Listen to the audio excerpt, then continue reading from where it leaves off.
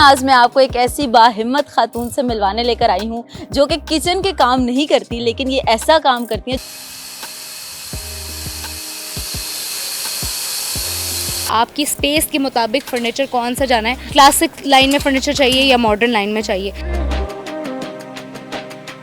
Advance payments के साथ काम करते हैं और डिलीवरी टाइम जो हमने दिया होता है उससे 2-3 दिन पहले हम उनको डिलीवर कर देते हैं, हम लेट नहीं करते।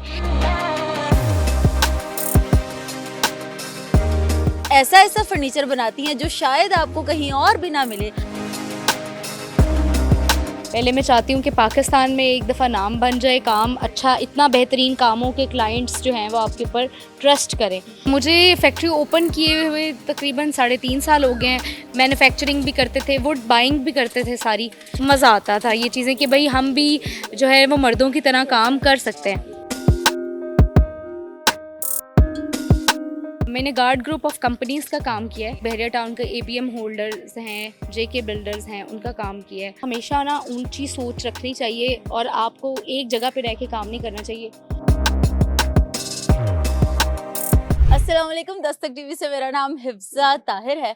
पाकिस्तान की ख़वातीन को हमेशा आपने किचन में देखा है, हांडी रोटी करते देखा है, मिर्च मसाले नापते हुए देखा है, लेकिन आज मैं आपको एक ऐसी बाहिम्मत खातून से मिलवाने लेकर आई हूँ जो कि किचन के काम नहीं करती, लेकिन ये ऐसा काम करती हैं जो पाकिस्तान में आज तक कोई औरत करने की हिम्मत ही नहीं रख सकती। जी हाँ, मेरे पीछे आप ये फैक्ट्री देख सकते हैं, निदा एजाज की ये फैक्ट्री है और इस फैक्ट्री में फर्नीचर बनाया जाता है। आर्किटेक्चर हैं, ये फर्नीचर को अपने हाथ से बनाती हैं और ऐसा फर्नीचर बनाती हैं जो शायद आपको कहीं और भी ना मिले। आइए ज़रा इनसे बात करते हैं और जानते हैं कि ये चूल्हे हांडी से निकल कर फर्नीचर कैसे बना लेती हैं। अस्सलाम वालेकुम। वालेकुम अस्सलाम। निदा, कैसी हैं आप? अल्हम्दुलिल्लाह, आई एम गुड। माशाल्लाह से बिल्कुल आपको देख के मुझे नहीं लगा कि आप वाकई फर्नीचर बनाती हैं, लेकिन जैसे आपका काम मैंने देखा तो मुझे ये बताएं कि आपको कितना अरसा हो गया है इसमें? मुझे फैक्ट्री ओपन किए हुए तकरीबन 3.5 साल हो गए हैं। वैसे मैं अपनी इस फील्ड में जो है वो 2012 से हूँ, क्योंकि ग्रेजुएशन का पीरियड था, फिर आपका वो एग्जीबिशंस भी बीच में आई, तो वो एक पूरा एक स्ट्रगलिंग पीरियड है इसके साथ। लड़कियां बहुत ज्यादा कॉन्शियस होती हैं अपनी स्किन को लेके, अपने हेयर को लेके, अपने हाथों पाँव को लेके, और आप अपने हाथ से ये सारा काम करती हैं। मैंने देखा कि अब हथौड़ी भी चल रही है, आरी भी चल रही है, तो डर नहीं लगता? लड़कियां तो बहुत होती हैं कि भाई हम क्यों करें, ऊपर से गर्मी में काम कर रही थी। अच्छा, मैं जैसे मैंने आपको बताया कि मैं फर्नीचर डिज़ाइनर हूँ, तो डिग्री के दौरान जो है ना हमें इन सारे प्रोसेसेस से गुजारा जाता था कि हमारा अपना एक सेक्शन था जहाँ पे हम अपनी मशीन्स के ऊपर खुद काम करते थे, सारा फर्नीचर का मैन्युफैक्चरिंग भी करते थे, वुड बाइंग भी करते थे सारी। तो ये चीज़ें जो है ना, ये हम लोग उस टाइम से निकल के, उस वक्त थोड़ा सा डर लगता था, लेकिन ये है कि मज़ा आता था ये चीज़ें कि भाई हम भी जो है वो मर्दों की तरह काम कर सकते हैं। अच्छा, लोग जो हैं वो फैशन डिजाइनिंग की तरफ खास तौर पर लड़कियां जाती हैं जब डिग्री कर लेती हैं, या फिर होम इकोनॉमिक्स की तरफ, डॉक्टरेट की तरफ जाती हैं। फर्नीचर, और वो भी एक लड़की के लिए, कितना मुश्किल रहा? फर्नीचर में जब मैं अपना यूनिवर्सिटी मैंने ज्वाइन की थी, स्टार्ट किया था, तो उस वक्त फ़ैशन डिपार्टमेंट में मेरे ओपिनियन के मुताबिक मुझे ज़रा सैचुरेशन लगी कि वाकई में फ़ैशन डिज़ाइनर्स का ज़रा ये होता है कि आप फीमेल ज़रा they are comfortable doing fashion और ये ड्रेस डिज़ाइनिंग। लेकिन मुझे ये था कि सैचुरेशन इंडस्ट्री में, फर्नीचर की इंडस्ट्री में सैचुरेशन नहीं है। तो और वैसे भी फिर मुझे था कि एक बड़ी प्रोडक्ट जब आप बनाते हैं ना, उसकी बात कुछ और होती है। जब आपने आप अपने हाथ से कुछ बना रहे हैं तो वो जस्ट इनोवेट करना है, तो इसलिए कितने लोग इस वक्त आपके अंडर काम करें इस फैक्ट्री के अंदर? ऑलमोस्ट कोई 30 to 40 पर्सनस हैं जी।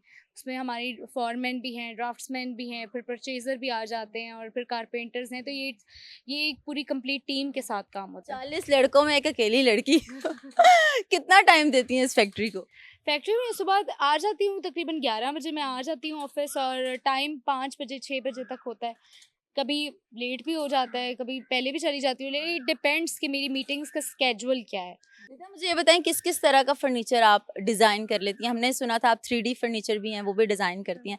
वो किस तरह से, और जब ये आपने सफ़र शुरू किया तो कैसे पता लगा कि कौन सी चीज़ कहाँ से मिलती है, किसकी कितनी मेजरमेंट्स हैं? अगर लेट सपोज किसी ने आपको डिज़ाइन भेजा है अपने बेडरूम का, आप कैसे मेजर करती हैं? आप वहाँ पर जाती हैं या उनसे मेजरमेंट्स मंगवाती हैं? और अगर कोई आपको कहता है मुझे ये वाला फर्नीचर चाहिए, यही पिक्चर जो है, यही कलर जो है, वो कैसे आप बनाती हैं? फ़र्स्ट ऑफ़ ऑल क्लाइंट जब आते हैं तो हमें पता चल जाता है कि ये क्लाइंट बनवाना चाहते हैं या वो जस्ट सिर्फ एक आइडिया ही ले रहे हैं। लेकिन हमें अगर पता चल जाए कि वो हम काम करना है, मैच्योर क्लाइंट है, तो वो एज़ अ कंसल्टेंट हमें हायर करते हैं। हम उनके घर पे विज़िट करके उनके घर के लेआउट्स लेते हैं। लेआउट्स के बाद 2D लेआउट्स के बाद काम स्टार्ट होता है फर्नीचर का, कि आपकी स्पेस के मुताबिक फर्नीचर कौन सा जाना है। और मॉडर्न हाउस है, स्पेनिश हाउस है, ये सारी वर्किंग, ये प्री वर्किंग है कि हम करते हैं, क्लाइंट से पूछते हैं कि आपको अपने ड्राइंग रूम के लिए क्लासिक लाइन में फर्नीचर चाहिए या मॉडर्न लाइन में चाहिए। तो हम उसके अकॉर्डिंग फिर प्रेजेंटेशंस बनती हैं और उसके अकॉर्डिंग फिर सिलेक्शंस होती हैं। बिल्कुल ठीक हो गया। अच्छा निदा बताएं कि बहुत सी ऐसी फील्ड्स हैं जहाँ पर स्कैम भी हो जाता है। जैसे आपने बताया कि क्लाइंट आया और वो मैच्योर नहीं है। लेट्स सपोज कभी कोई ऐसा स्कैम आपके साथ हुआ है कि आपने पूरा फर्नीचर अगले का रेडी कर दिया है और एट द एंड पता लगा है कि वो कह रहा है कि आप ये सही नहीं बना या मैं लेना ही नहीं चाहता। इस तरह का स्कैम हो तो कैसे उसको टैकल करती हैं?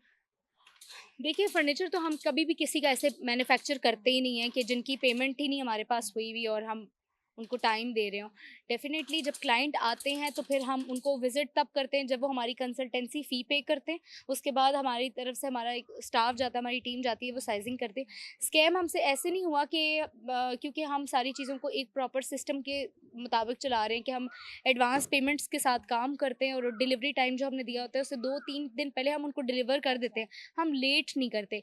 इन केस ऑफ कि किसी एक ऐसी जगह पे लेट हो जाता है, कोई इशू हो जाता है, तो हम क्लाइंट के साथ डिस्कस करते हैं कि कोई कोई भी इशू है, हम 1 से 2 दिन लेट हो सकते हैं। तो वो ये है कि वो फिर एमिकेबली सारी चीज़ें चलती हैं।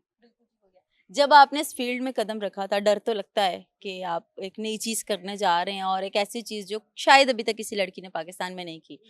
साथ दिया घर वालों ने, लोगों का प्रेशर था, किस तरह से आपके ऊपर ये प्रेशर आया और किस तरह से आपने इस सबको मैनेज घर वालों ने तो मुझे 100% मेरा साथ दिया है, मुझे प्रमोट किया है। और जहाँ तक बात है ना डरने की, डरी मैं इसलिए नहीं क्योंकि ग्रेजुएशन के बाद ना मैंने अपना काम स्टार्ट कर दिया था, खुद से स्टार्ट कर दिया था। मैं डिफरेंट एग्जीबिशंस लगाती थी, उस वक्त मैं डिफरेंट वेंडर्स से भी कांटेक्ट में थी और उनके साथ काम करती थी। लेकिन फिर लेटर ऑन फैक्ट्री ओपन करते हुए मुझे इसलिए थोड़ी सी इस तरह के मटेरियल वाइज कोई इशू नहीं हुआ, क्योंकि मैं ऑलरेडी काम कर रही थी इस फील्ड में। कभी हाथ कटा है, कभी चोट लगी है क्योंकि आपका जो काम है वो मज़दूरों वाला है, मर्दों वाला काम है। कभी ऐसा हुआ है कि आप आरी चला रही हैं, आपका हाथ कट गया या कभी ऐसा हुआ है वेट उठा रही हैं तो आपको कोई बैकबोन का इश्यू आ गया, कोई इस तरह का मसला? और वेल मैं यूनिवर्सिटी में जब थी तो वहाँ पे तो कुछ इस तरह के छोटे मसले हो जाते थे।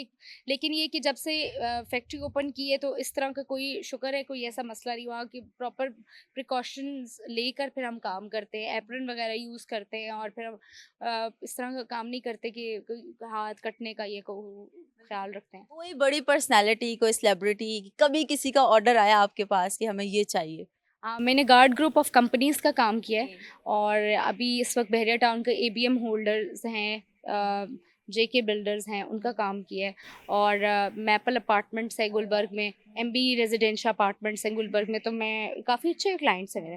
कोई ऐसा फर्नीचर कभी आपने बनाया और दिल आ गया हो कि मैंने ये तो मैंने अपने लिए रखना है? मेरा तो हर फर्नीचर पे दिल आ जाता है, लिटरली मेरा हर फर्नीचर पे मैं बना लेती हूँ। जब वो पूरी कंप्लीट फिनिशेस हो जाती हैं तो फिर मैं कहती हूँ ये मैं अपने घर ना ले जाऊँ। हर चीज़ में मैं यही सोच रही हूँ, लेकिन सब कुछ घर ले जाऊंगी तो फिर सेल क्या करूँगी। कभी-कभी ऐसे होता है। अच्छा निदा अब आगे क्या प्लान्स हैं? स्ट्रगल भी आपने माशाल्लाह बड़ी की ज़िंदगी के, आपने 12 साल लगा दिए।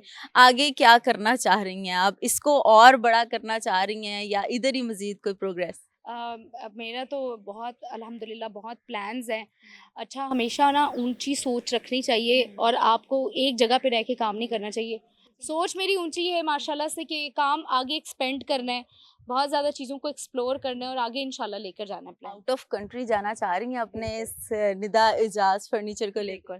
पहले मैं चाहती हूँ कि पाकिस्तान में एक दफ़ा नाम बन जाए, काम अच्छा, इतना बेहतरीन कामों के क्लाइंट्स जो हैं वो आपके ऊपर ट्रस्ट करें और फिर उसके बाद इंशाल्लाह आगे मूव फॉरवर्ड करेंगे।